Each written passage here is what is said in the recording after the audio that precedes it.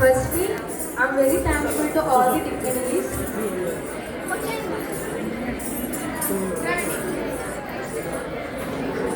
Start.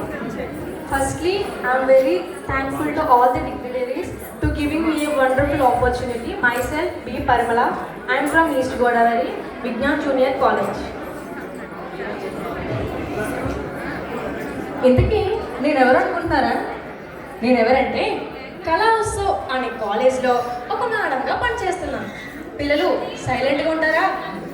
రోజు lessons వింటూ ఉన్నారు కదా. ఈరోజు నేను మీకు ఒక ట్రెడిషనల్ స్టోరీని చెప్పడానికి ఇలా ఈ క్లాస్లో మీ ముందుకు వచ్చాను. వింటారా మరి?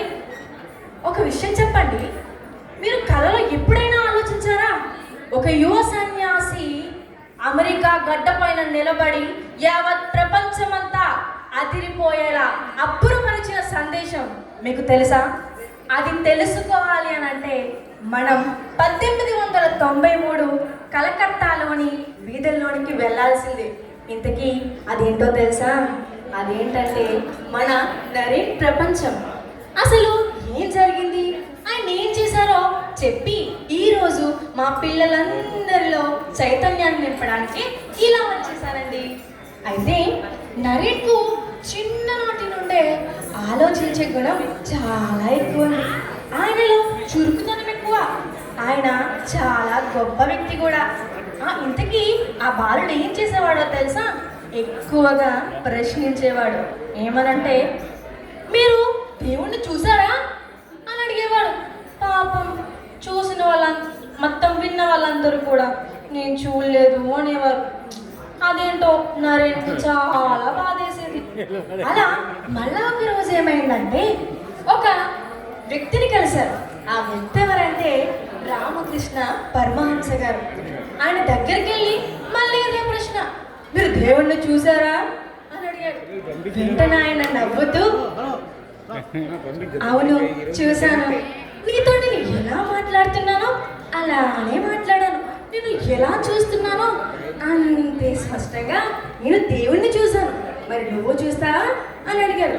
వెంటనే నరేన్లో ఒక ఆలోచన మొదలైంది. ఏంటి, మీరు దేవుణ్ణి చూసారా? అవునా, మరి నేను చూడాలంటే ఏం చేయాలి అని అడిగాడు. అప్పుడు ఆయన ఏం చెప్పారో తెలుసా? నువ్వు ప్రశాంతంగా ఉండి ఆ దేవుణ్ణి ప్రార్థించు. వెంటనే నరేన్కు ఉన్నటువంటి సందేహాలన్నిటినీ కూడా ఆ మాట పటాపంచలు చేస్తుంది. అయితే ఇంతకీ ఆ వ్యక్తి ఏం చేశాడో తెలుసా? ఒకరోజు సడన్ గా అమెరికా దేశంలో చికాగో ప్రాంతం పైన నిలబడి ఒకే ఒక్క మాట అన్నాడు. ఆ మాట ఏంటో తెలుసా? అమెరికా సోదర సోదరి మణులారా. ఆ ఒక్క మాటతో భారతదేశం మొత్తం అల్లాడిపోయింది. అక్కడున్న ప్రజలందరూ కూడా లేచి నిలబడి సోదరా సోదరి మణులారా అనగానే 2 చేతులతో చప్పట్లు కొట్టి అతని యొక్క ప్రేమను వారు తెలుసుకున్నారు. ఇంతకీ ఆయన ఎవరో తెలిసిపోయిందా? ఆయన ఎవరంటే స్వామి వివేకానంద గారు. ఆయన అన్న ఒక మాట భారతదేశపు గౌరవాన్ని ఎక్కడో ఒక ప్రధానమైన స్థానంలో నిలవబెట్టింది. అలానే ఇప్పుడు మనమేం తెలుసుకోవాలి అంటే, ఇక్కడున్న మన అందరం కూడా ఒక విషయాన్ని తెలుసుకోవాలి. ఏంటో తెలుసా? యువతగా ఉన్న మనమందరం ఆయన ఇచ్చిన కొన్ని సందేశాలు ఉన్నాయి. ఏం చెప్పారనుకుంటున్నారు? ఏంటంటే, లేవండి, మేల్కొనండి, గమ్యం చేరే వరకు విశ్రమించకండి. లేవండి, ఇంకా అలా ఉండిపోతే ఎలా? నువ్వు ఏదైనా సాధించగలవు, అంతా నీలోనే ఉంది, సమస్తానికి నువ్వే కారకుడివి. ఇంకేం చెప్పారో తెలుసా? మీరు మీ భవిష్యత్తుకు మీరే కారకులు. నీ భవిష్యత్ అంతా కూడా నీ భుజస్కంధాల మీదనే ఉంది, దానికి నువ్వే కారకుడు అవుతావు, గుర్తుపెట్టుకో. చివరిగా ఒక మాట ఆయన ఏమన్నారంటే, గొప్ప గొప్ప లక్ష్యాన్ని చేపట్టండి, దాన్ని చేరే వరకు జీవితాన్ని అంతా దారిపోయింది, ఖచ్చితంగా మీరు సాధించగలరు. అయితే ఇక్కడ నరేన్ ఏం చేసేవాడో తెలుసా?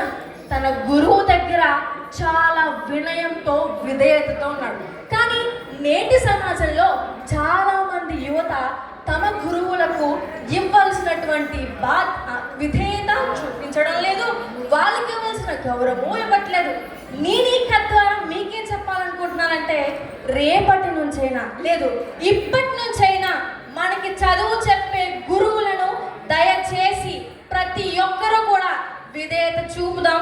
భారతదేశానికి ఒక మంచి పౌరులుగా మనమందరం నిలవాలని కోరుకుంటూ I'm proud to be Indian. Thank you so much. జై హింద్.